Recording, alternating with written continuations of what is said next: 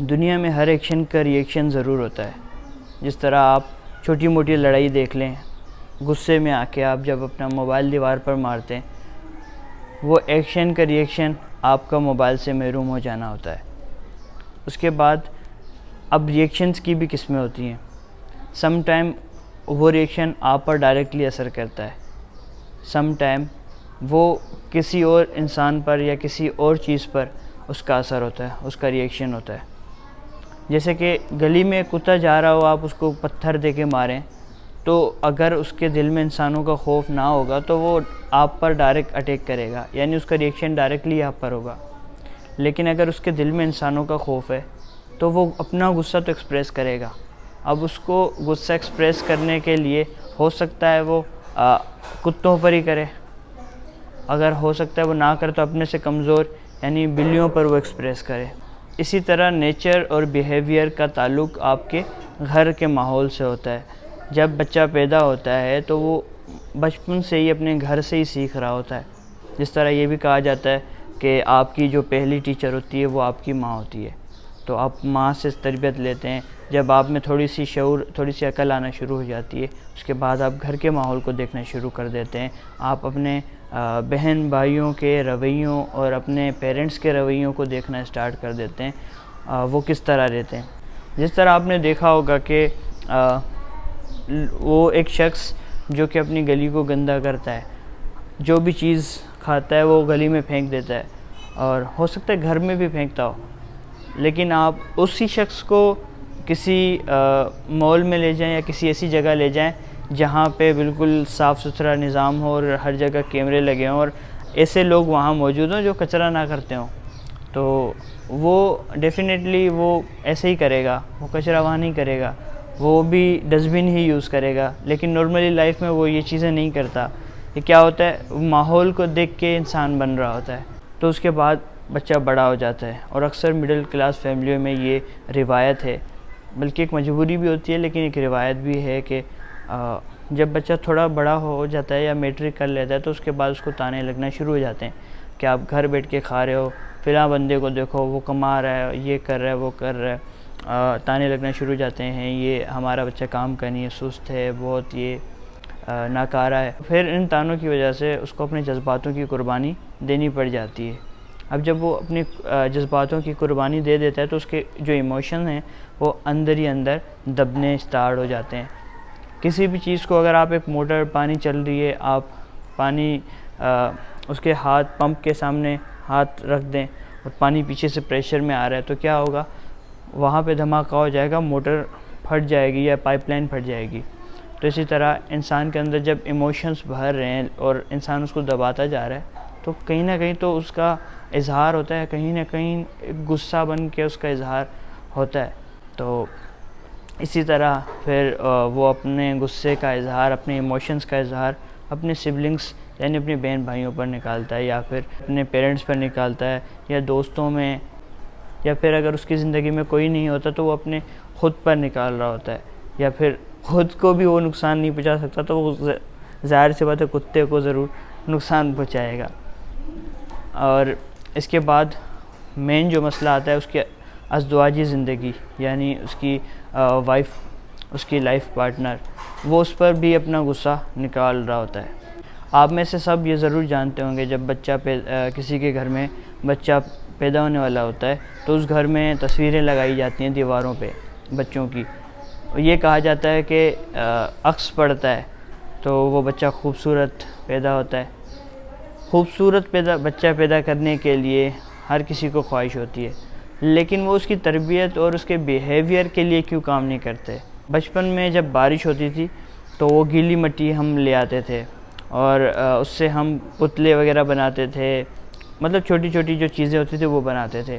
جس طرح آپ ان کو دبا کے کسی بھی شیپ میں ان کو لا سکتے ہیں، اس مٹی کو آپ کسی بھی شیپ میں لا سکتے ہیں. تو اسی طرح انسان بھی مٹی کا بنا ہوا ہے. آپ انسان کی شیپنگ تو نہیں کر سکتے لیکن آپ اس کی ذہن سازی تو کر سکتے ہیں. بچپن سے اس کے بیہیویئر، اس کے نیچر پہ کام کر سکتے ہیں، اس کو اچھے اور برے کی تمیز سکھا سکتے ہیں، کیونکہ ہماری پوری باڈی کا کنٹرول ہمارے ذہن سے ہی ہے. بچپن میں بچوں کو ایسے تانے دینا کہ یہ بدتمیز ہے، یہ شرارتی ہے، یہ کسی کا لحاظ نہیں کرتا، یہ غصے والا ہے، یہ ضدی ہے.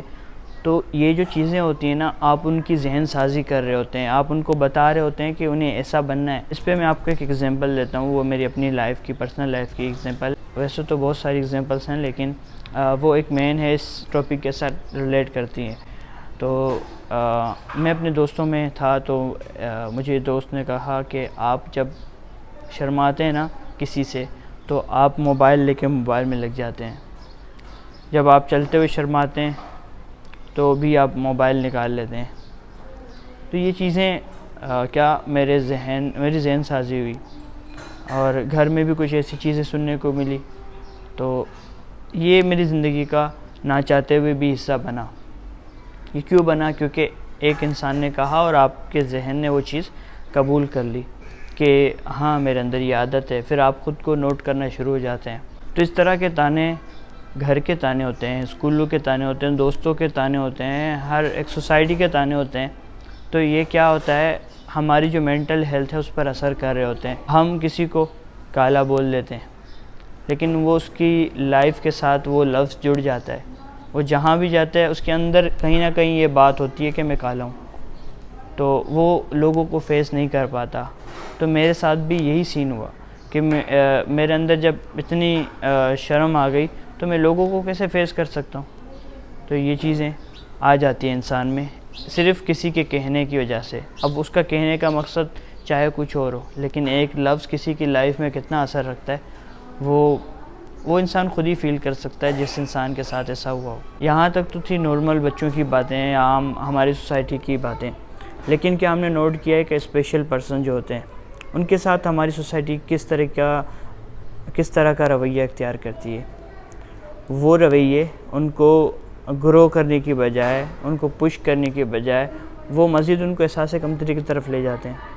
وہ جب گھر سے نکلتے ہیں تو لوگ ان کو دیکھتے رہ جاتے ہیں، ان سے نظریں نہیں ہٹاتے. اس وجہ سے کیا ہوتا ہے، وہ خود کسی سے نظریں نہیں ملا پاتے. دوسرا، ان کو دیکھ کے استغفار کرنا. انہوں نے کوئی گناہ کیا ہے یا کوئی دشمنی ہے ان کی اپنے خالق کے ساتھ، مطلب استغفار کرنا یہ کوئی پوائنٹ نہیں آیا. آپ دیکھ رہے کسی کو، دل میں آپ کریں، اس کو ہی دیکھ کے کیوں کرنا ہے. آپ ویسے اپنے گناہوں پر کریں. کسی کو دیکھ کے ترس کھانا، یوں کرنا، یہ کیا ہے؟ آپ اپنے رویوں کے ساتھ کسی کی زندگیاں کیوں خراب کرتے ہیں؟ اور تیسری چیز، اس کو دیکھ کے شکر کرنا کہ میں نے بھائی اس کو دیکھا، میں جا رہا تھا، مجھے اپنی زندگی سے تنگ تھا، لیکن میں نے اس کو دیکھا، میں نے شکر ادا کیا. آپ اپنی زندگی سے شکر ادا کریں. آپ کو اللہ نے صحیح سلامت پیدا کیا ہے. آپ مطلب ہر کام کر سکتے ہیں. ان کی بھی لائف ہے. اگر اللہ نے ان کو ایسا بنایا لیکن وہ اپنا ہر کام کر سکتے ہیں، ان کو بھی اپنی لائف میں شکر ادا کرنا چاہیے. تو اس میں اس چیز کا تعلق جو بنایا ہوا ہماری سوسائٹی نے، تو اس پہ ذرا غور کیا جائے کہ وہ چیزیں ان پر کتنا اثر رکھتی ہیں. تو اگر ہم ان چیزوں پر غور کریں، اپنے جو بچے ہیں ان کو ہی تربیت دینا سٹارٹ کریں کہ بھائی آپ نے لوگوں کے ساتھ کس طرح رویہ رکھنا ہے اور آپ نے کس طرح لوگوں سے بات کرنی ہے. میں نے جس طرح آپ کو بتایا کہ ایک الفاظ کسی کی زندگی کہاں سے کہاں لے جا سکتا ہے. ہماری سوسائٹی میں اکثر اپریشیٹ کرنا بہت کم ہے. کسی پر تنقید کرنا بہت آسان ہے. اکثر آپ نے دیکھا ہوگا تنقید ہی تنقید ملے گی، اپریشیٹ کرنے والا کام ہوگا تو بہت کم. تو ہر کوئی ایک دوسرے کا استاد بنا ہوا ہے. تو یہ چیزیں ہی اگر معاشرے سے ختم ہو تو یہ اچھائی اور برائی کا کانسیپٹ ہے وہ بالکل ختم ہو جائے گا. کیونکہ جب انسان پیدا ہوتا ہے وہ تو انسان ہی پیدا ہوتا ہے. اس کو اچھائی یا برائی کی طرف لے جانا اس کے گھر والوں کا اور اس کی سوسائٹی کا کردار ہوتا ہے. اسی بات کے ساتھ آپ سے اجازت چاہوں گا. جلد ہی ہماری اگلی ویڈیو میں ملاقات ہوگی. لاسٹ ویلاگ میں نے آپ کو بتایا تھا کہ جو ایشوز ہیں اور جو چھوٹی چھوٹی چیزیں ہیں اور انفارمیٹیو یا موٹیویشنل اسٹوریز تو میں آپ کے لیے ضرور لاتا رہوں گا. ابھی میرے پاس پلیس نہیں ہے ایسی کوئی، تو میں اس جگہ کو یوز کر رہا ہوں. جلد موقع ملا تو میں اپنی ایک پلیس بھی تیار کروں گا اور وہاں بیٹھ کے بھی ہم بات ایزیلی کر سکیں گے. تو ملاقات کرتے ہیں ہم اپنی اگلی ویڈیو میں. تب تک کے لیے اللہ حافظ.